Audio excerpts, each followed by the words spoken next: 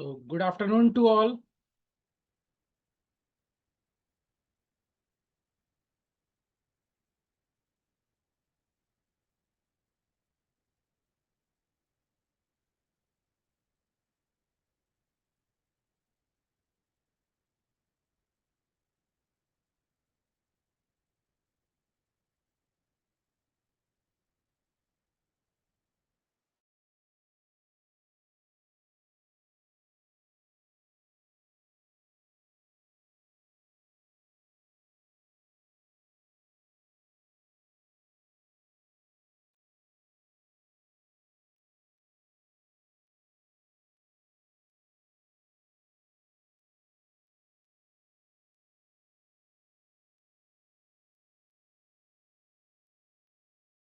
Once again, good afternoon to all.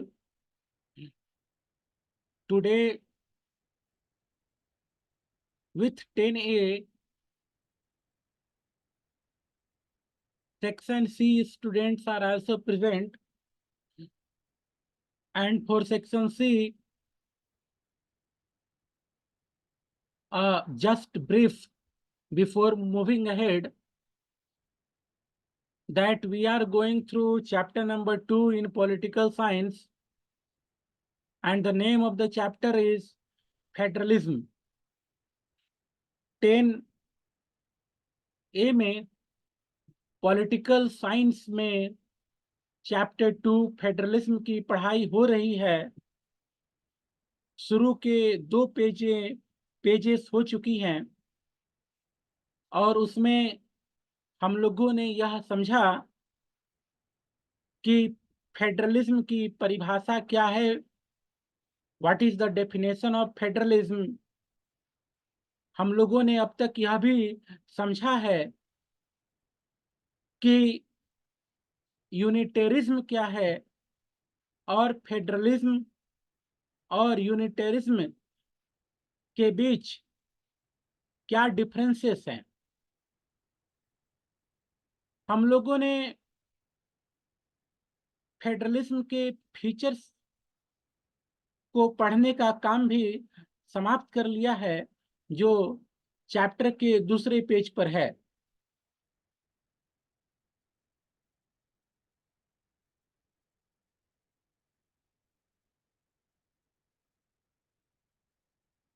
So this is the page, and these are the features of federalism. 5 marks में अक्सर यह question पूछा जाता है, federalism के फीचर्स, या फिर प्रश्न घुमा करके भी पूछे जाते हैं। मतलब वही रहता है कि फेडरलिज्म के फीचर्स को बताइए। इससे आगे बढ़ें तो 2 टाइप्स ऑफ फेडरेशन की बात की गई है और स्पेसिफिक सेंस में बात की गई है 2 kinds of roots. I hope you will get it on your screen. 2 kinds of routes through which federations have been formed. बताया जा रहा है कि दुनिया में जो फेडरेशंस हैं, मतलब वैसे देश जहां फेडरल सिस्टम है, उन फेडरेशंस की स्थापना 2 तरीके से हुई है।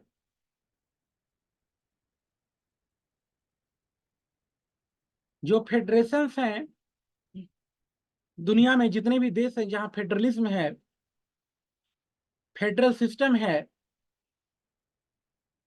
तो फेडरल सिस्टम की स्थापना 2 तरीके से हुई है। पहला तरीका है कमिंग टुगेदर फेडरेशन। पहला तरीका कहलाता है coming together federation. Coming together federation जब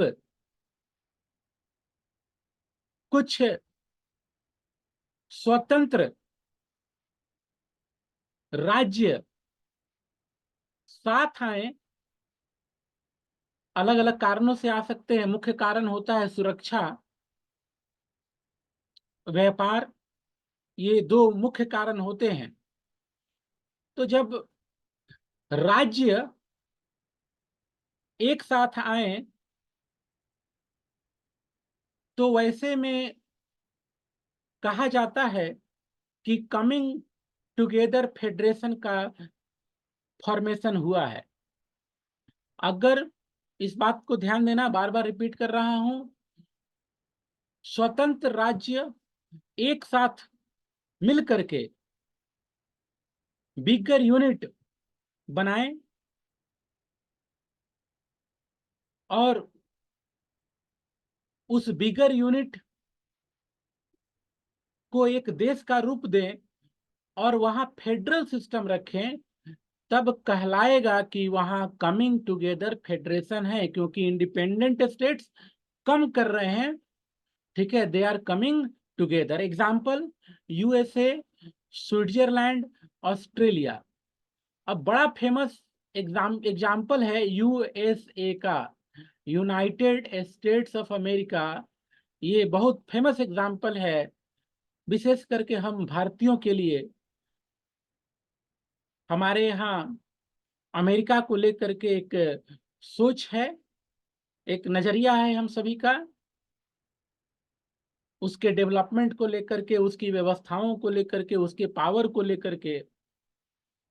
तो जो अमेरिका बना है वह स्वतंत्र राज्यों के एक साथ आने के कारण बना है। तो यूएसए कमिंग टुगेदर फेडरेशन का एग्जाम्पल है। यह पहला तरीका हुआ फेडरेशंस के फॉर्म करने का। क्या हुआ पहला तरीका? Coming together of states, coming together of states. Example, America, Switzerland, Australia. अब जो दूसरा रास्ता है फेडरेशंस के बनने का, किसी देश का फेडरेशन में तब्दील होने का, वह तरीका है होल्डिंग टुगेदर फेडरेशन। ध्यान देना है, डिफरेंस में यह क्वेश्चन कई बार पूछे गए हैं। व्हाट इज द डिफरेंस और what are the differences in coming together federation and holding together federation? अक्सर ये 2 मार्क्स में पूछा जाता है एग्जाम में। तो कमिंग टुगेदर फेडरेशंस में independent states come together and form a bigger unit. Example, USA, Switzerland, Australia. In holding together federation, अब होल्डिंग टुगेदर फेडरेशन क्या है? यह दूसरा रूट है फेडरेशन के फॉर्म करने का। Here large country decides to divide its power between the constituent states and the national government। जब किसी देश के अंदर, वह देश है पहले से बना हुआ, वो एकजुट है, और वहां यह तय किया जाए कि स्टेट्स बनाएंगे, निर्माण करेंगे, कॉन्स्टिट्यूएंट यूनिट्स।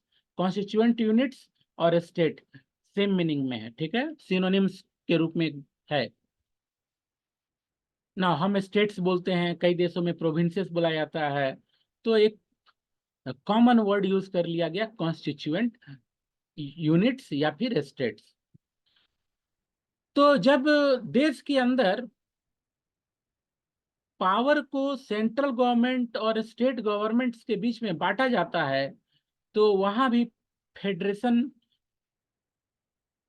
का निर्माण होता है, फेडरल सिस्टम अपनाया जाता है, और वैसे फेडरेशन को होल्डिंग टुगेदर फेडरेशन बोलते हैं। होल्डिंग टुगेदर, जो सेंट्रल गवर्नमेंट है वो एकजुट किए हुए है पूरे देश को, पूरे फेडरेशन को।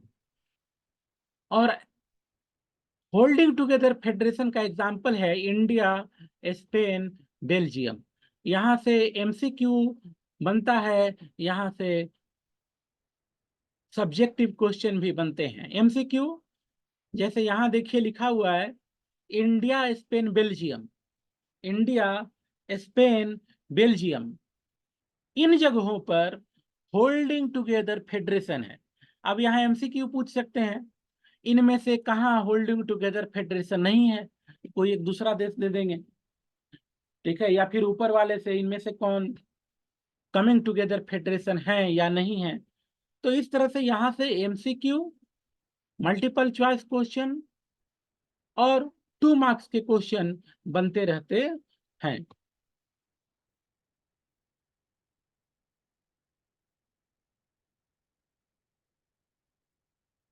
नाउ मूविंग अहेड, ग्लोसरी में जुरिस्डिक्शन दिया हुआ है, हम लोगों ने पहले चर्चा किया है। जुरिस्डिक्शन मीन्स किसी का काम करने का बाउंड्री, काम करने का एरिया, ठीक है, क्या उसका क्षेत्र है, क्या उसके अधिकार हैं।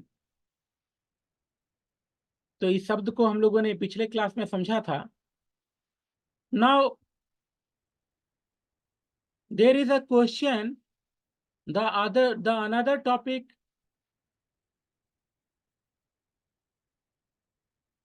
The another topic is in form of question. जो दूसरा टॉपिक है, अगला टॉपिक है, वह क्वेश्चन के रूप में है।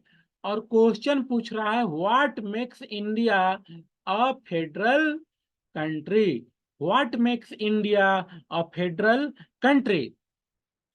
तो जो फीचर्स हैं फेडरलिज्म के वे भारत में पाए जाते हैं और उन फीचर्स के आधार पर हम यह कह सकते हैं कि भारत में फेडरलिज्म है या फिर भारत एक फेडरल कंट्री है। जब यह प्रश्न आएगा तो इसमें यह लिखना है following features of federalism are present in India that makes India federal country, पूरा फीचर्स लिखिए। लेकिन विशेष चर्चा करना है, you have to specially describe, explain about the division of power between the central and state government. भारत में federal system है, उसका मुख्य बात यह है कि हमारा संविधान ने स्टेट और सेंट्रल गवर्नमेंट, या फिर बोलो सेंट्रल गवर्नमेंट और स्टेट के बीच में पावर्स को डिवाइड किया है through 3 list and special arrangement called residuary subject. ध्यान देना है। अब देखो इससे क्वेश्चन ऐसे भी पूछा जाता है, यहां देखिए मैं अंडरलाइन कर रहा हूं, the constitution clearly provided a three fold distribution of legislative power, three fold. अब जब ऐसे पूछ दिया जाता है एग्जाम में थ्री फोल्ड, तो कई बार अच्छे अच्छे बच्चे उस प्रश्न को छोड़ देते हैं, जबकि इस प्रश्न को आप क्लास 7 से पढ़ते आ रहे हो। You are specially reading this, studying this from standard 7, at least from standard 7। तो three fold distribution of power कुछ नहीं है, ये वही है कि सेंट्रल गवर्नमेंट और स्टेट गवर्नमेंट के बीच में पावर्स डिवाइडेड हैं through three list, through three list. कई बार ऐसा होता है कि यह क्वेश्चन आता है three fold distribution of power, और बच्चे लिखते हैं central government, state government, local government, और इस तरह से उनका आंसर रॉन्ग डायरेक्शन में चले जाता है। ध्यान रखिएगा, अंडरलाइन कीजिए अपने बुक में, three fold distribution of legislative power किसके किसके बीच, between the union government and the state government, और इसमें कुछ नहीं है बल्कि 3 लिस्ट का जिक्र है। और पावर को 3 लिस्ट में बांटना हिंदुस्तान को फेडरल कंट्री बना देता है। वह 3 लिस्ट कौन कौन से हैं, let see, let me arrange the pages first.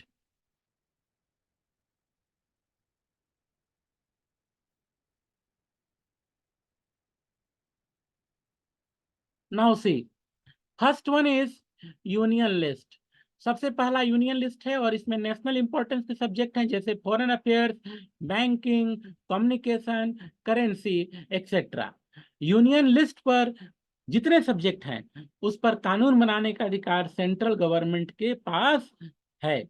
State list, state list में आपको सब्जेक्ट्स हैं जैसे police, trade, commerce, agriculture, irrigation etcetera. और स्टेट लिस्ट में जितने भी सब्जेक्ट हैं उस पर कानून बनाने का अधिकार स्टेट गवर्नमेंट को है, राज्य की सरकार को है। तो हमने देखा यूनियन लिस्ट, हमने देखा स्टेट लिस्ट। आगे बढ़ते हैं और आगे है कंकरेंट लिस्ट। और आप सभी जानते हो कंकरेंट लिस्ट में जो सब्जेक्ट है उस पर दोनों कोई कानून बना सकता है। Central government as well as state government can make law, but if there is some contradiction the law of union government will prevail. देखो अंडरलाइन कर रहा हूं क्या लिखा हुआ है, इफ देयर लॉस कॉन्फ्लिक्ट। अगर जो आपको कानून है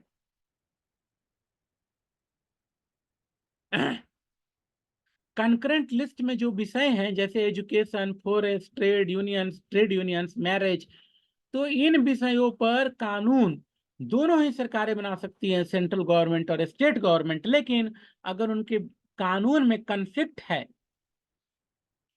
है, कोई ऐसी बात है कि सेंटर और स्टेट बिल्कुल दो राय रखते हो, तो in that situation the law made by union government will prevail. वैसे में जो केंद्र सरकार का कानून है वही लागू होगा। हाँ, हायर क्लास में आप एक ही बात पढ़ोगे कि अगर स्टेट गवर्नमेंट पहले से परमिशन ले ले तो बात अलग है, लेकिन जो जनरल रूल है वही कि कर कंकुरेंट सॉरी जो जनरल रूल है वह यह है कि कंकरेंट लिस्ट पर अगर कानून है सेंटर का, स्टेट का, और दोनों में कन्फ्लिक्ट है किसी पॉइंट पर, in that situation union government law will prevail, माना जाएगा यूनियन गवर्नमेंट के कानून को। तो ये जो तीन विषयों को तीन सूची में बांटा गया है, this is called three fold distribution of power. इसी को बोलते हैं three fold distribution of power. और ये three fold distribution of power किसके बीच में है? Union government and state government के बीच में है, ध्यान रखना है।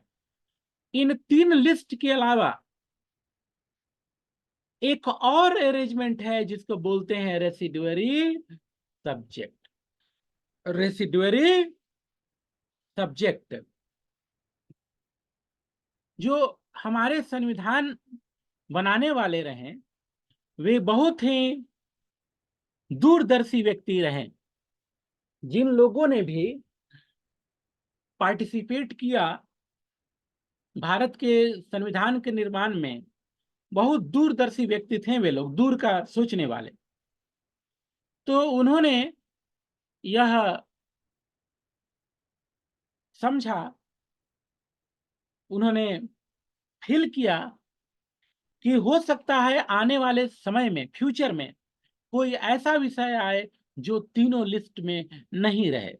तो फिर क्या होगा?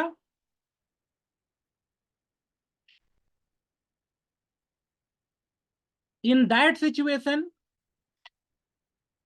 अगर कोई ऐसा विषय आया फ्यूचर में जो तीनों लिस्ट में नहीं हो, जैसे आज के डेट में कंप्यूटर से जुड़े हुए जो मसले हैं, साइबर लॉ हैं, जब हमारा संविधान निर्माण हो रहा था उस समय कंप्यूटर अपने बेसिक फॉर्म में था। आप लोगों ने कंप्यूटर की पढ़ाई पढ़ी है, आप बहुत अच्छे तरीके से कंप्यूटर का नॉलेज ले रहे हो विद्यालय में। तो आप लोगों ने हिस्ट्री भी पढ़ा है कंप्यूटर का कि 1940s के अराउंड में कंप्यूटर बिल्कुल एकदम इनिशियल स्टेज था। 3-4 कमरे में उसके पार्ट्स रखाते थे, they were just use for calculation. तो जब हमारा संविधान बन रहा था तो कंप्यूटर को लेके कानून बनाना है, उसके अपराधों को लेकर के। यह तो बात उस समय थी नहीं, यह एक एग्जाम्पल है। तो संविधान में यह व्यवस्था की गई कि अगर कोई ऐसा विषय आता है जो तीनों में नहीं है तो हम उसको रेसिडुअरी सब्जेक्ट मानेंगे, और रेसिडुअरी सब्जेक्ट पर कानून बनाने का अधिकार यूनियन गवर्नमेंट को होगा। रेसिडुअरी सब्जेक्ट में कानून बनाने का अधिकार केंद्र को होगा। Everyone, are you getting my voice? Okay. एक स्टूडेंट का मैसेज है about my voice.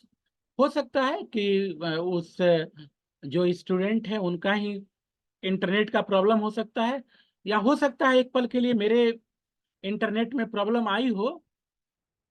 Okay. Hmm. Internet का प्रॉब्लम होगा, हो सकता है, या हमारे तरफ हो। ठीक है, क्योंकि बहुत सारे बच्चे बोल रहे हैं कि हम आवाज जा रही है ठीक से। तो ये हो सकता है, मैं बार बार कहा हूं, अगर ऐसे में कोई क्वेश्चन रहे और आप नहीं पूछ पा रहे हो तो नोट करके रखना, ऑफलाइन क्लास में जब हम स्कूल में मिलते हैं आप आराम से पूछ सकते हो।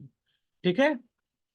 तो ध्यान रखना, three fold distribution of power अक्सर बच्चे गलत करते हैं। वे लिख देते हैं central government, state government, local government, नहीं। Three fold distribution of power हमारे संविधान में जो शक्तियां हैं कानून निर्माण को लेकर के, वह सेंट्रल गवर्नमेंट और स्टेट गवर्नमेंट के बीच बटी हैं तीन लिस्ट के जरिए।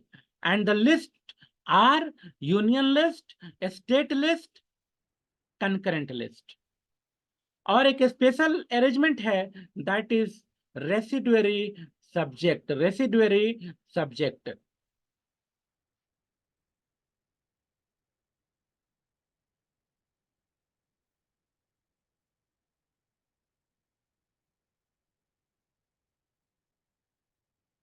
Now let's see some other things related to this.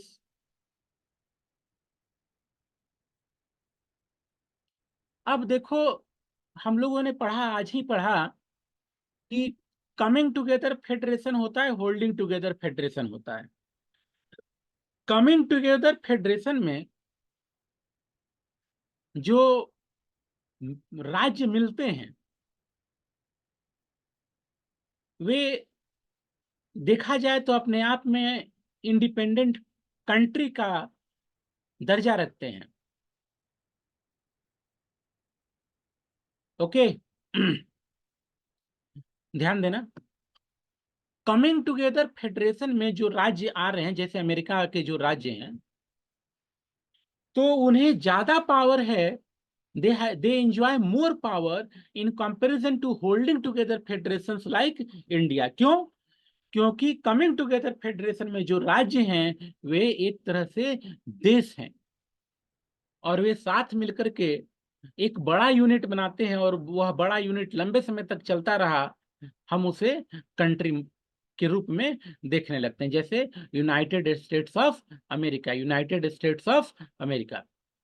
तो यहाँ यह बोल रहा है कि होल्डिंग टुगेदर फेडरेशन में जो राज्य होते हैं, और राज्य राज्य की शक्तियां भी भिन्न भिन्न होती हैं। ठीक है। अब जैसे इंडिया में ही जो स्टेट्स हैं, पावर और फंक्शंस में आपको फर्क देखने को मिलेगा, कुछ फर्क देखने को मिलेगा। By and large it will be same. एक बड़ा फर्क वाला तो राज्य था जम्मू एंड कश्मीर। ठीक है। तो अब तो आप सभी जानते हो उस आर्टिकल को एबोलिश किया गया, और जम्मू एंड कश्मीर स्टेट वाले एरिया में आज के डेट में दो यूनियन टेरिटरी है। पर फिर भी कुछ ऐसे स्टेट्स हैं जिनको कुछ स्पेशल पावर्स हैं कुछ एरिया में, जैसे असम, नागालैंड, अरुणाचल प्रदेश, मिजोरम। नाउ इन्हें आर्टिकल 371 में कुछ स्पेशल प्रोविजन, बच्चों ध्यान रखो, आर्टिकल 371 ऑब्जेक्टिव में यह कई बार पूछ देता है, क्योंकि दिमाग में क्या रहता है 370, क्योंकि न्यूज वाले खूब दिखाते हैं और पिछला जो है 8-9 साल खूब दिखाए गए। अभी चर्चा होती है पर वो चर्चा अब लगभग मध्यम है। तो हम लोग के दिमाग में तुरंत आता है आर्टिकल 370। नहीं, इन राज्यों के केस में कौन सा आर्टिकल है? Article 371 relates with some special provisions for Assam, Nagaland, Arunachal Pradesh, Mizoram due to their peculiar social and historical circumstances. These special powers are especially enjoyed in relation to the protection of land rights of indigenous people, their culture, and also preferential employment in government services. अब ऐसे कुछ राज्यों को special provisions मिले हुए हैं। क्यों मिले हुए हैं? इसलिए मिले हुए हैं ताकि वे अपने एरिया में आने वाले लोगों की संस्कृति को बचाकर रख सकें, उन्हें नौकरी मिल सके, फिर वहां जमीनों पर कोई दूसरे लोगों का कब्जा नहीं हो जाए। तो इसलिए उनको मिले हैं स्पेशल प्रोविजंस। ठीक है, तो आपने इसे क्लास 8 में भी पढ़ा है, 9 में भी देखा है। अब जैसे we have right, fundamental right, हम लोगों को फंडामेंटल राइट है to move any place within country, ये फंडामेंटल राइट है। पर ये जनरल बात है, there are limitation here also. क्या लिमिटेशन है? कुछ ऐसी जगह है जहां आपको जाने के लिए मनाही है, और कुछ ऐसी जगह है जहां जाने के लिए आपको स्पेशल परमिशन की जरूरत पड़ती है। ठीक है, तो ऐसा क्यों है?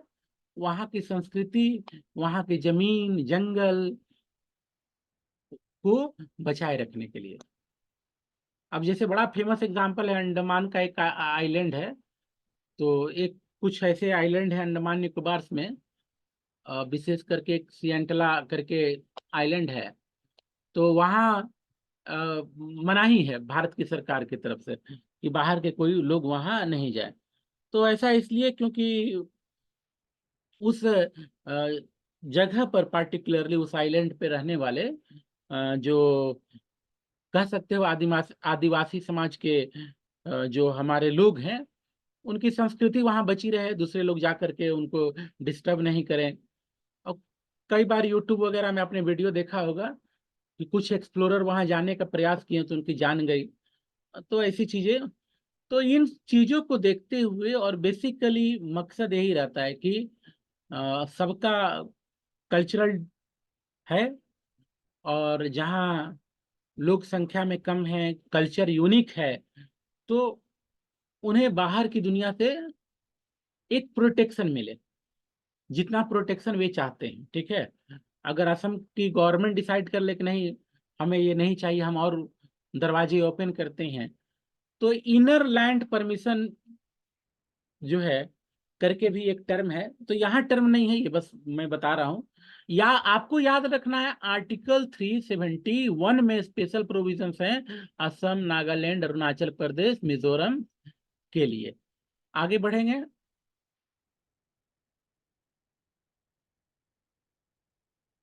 हम्म,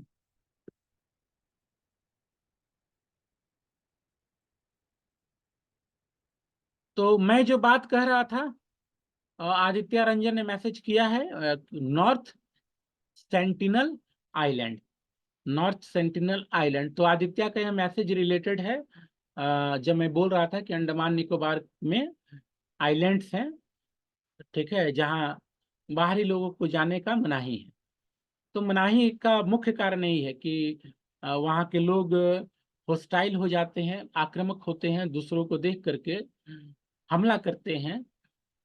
तो यह समझा गया, हम लोगों ने यह समझा कि ठीक है, वे नहीं चाहते हैं कि दूसरे लोग इधर आए हमारी ठीक है, हमारे कल्चर को डिस्टर्ब करें। तो उसको हम लोगों ने रेस्पेक्ट किया। ठीक है, we respect the sentiments of our people living there. ठीक है, they are our people, the area is our part of our motherland. Now moving ahead, इससे आगे बढ़ेंगे। आप आर्टिकल 371 याद रखिएगा, ठीक है। और असम, नागालैंड, अरुणाचल प्रदेश, मिजोरम। ना कई ऐसे राज्य हैं हिंदुस्तान में जहां आप जमीन नहीं कीन सकते। जम्मू एंड कश्मीर का जिक्र अक्सर होता था पहले। उसका कारण राजनीति भी था, क्योंकि जम्मू एंड कश्मीर को लेकर पूरे भारत में एक राजनीति होती थी, राजनीति का बिंदु बना रहता था जम्मू एंड कश्मीर। लेकिन जम्मू एंड कश्मीर ही नहीं है, ठीक है। कई ऐसे जगह हैं, राज्य हैं, जहां दूसरे लोगों को जमीन किनने से मनाही किया गया है। उसी तरह से विद इन स्टेट्स भी आप जनजातियों की जमीन को प्रयास किया है बचाने का बाहरी लोगों से। तो ऐसे प्रोविजंस हैं, these are to save the diversity in culture etcetera etcetera.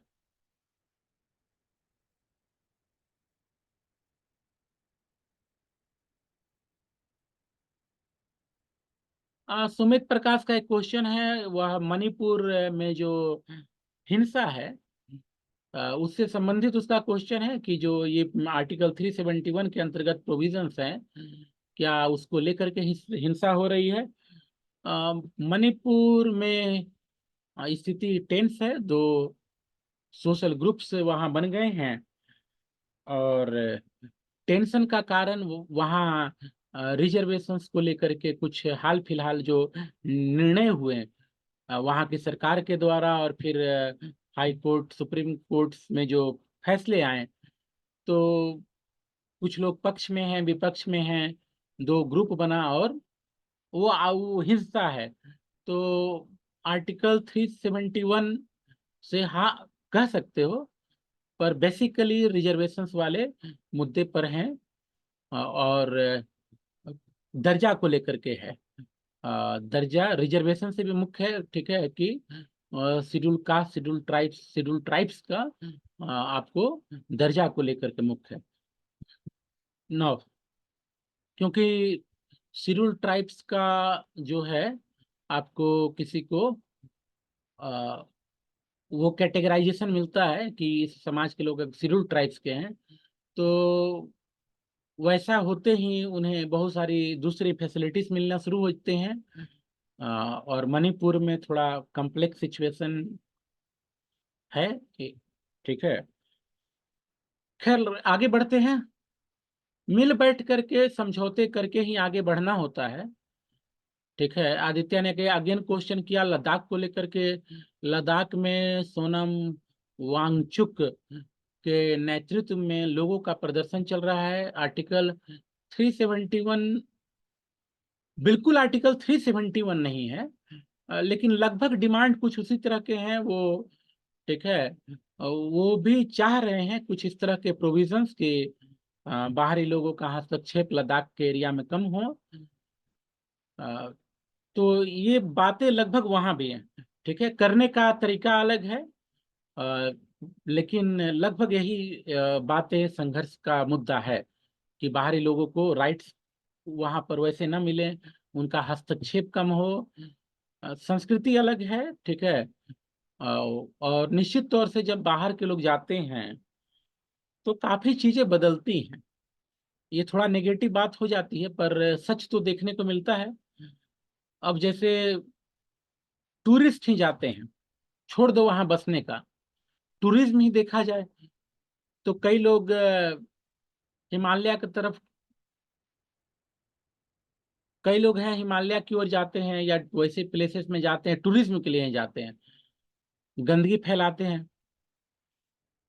तो हर कोई ऐसा नहीं करता, पर इन चीजों को लेकर के स्थानीय लोगों में बातें तो होती हैं, और वे प्रोटेक्शन चाहते हैं। कई बार होता है चीजें हिंसात्मक हो जाती हैं, वापस लौटते हैं। मुख्य बात यही है कि होल्डिंग टुगेदर फेडरेशन में हमारा देश भी होल्डिंग टुगेदर फेडरेशन है। तो आप देखोगे कि कुछ राज्यों को कुछ मुद्दों पर स्पेशल राइट्स मिले हुए हैं, स्पेशल प्रोविजंस मिले हुए हैं। और ऐसा इसलिए है कि ताकि वे अपने एरिया में आने वाले लोगों के हितों की रक्षा कर सके। अब ये हित क्या है? अलग अलग कंसेप्ट है, लोगों के नजरिए हैं, ठीक है।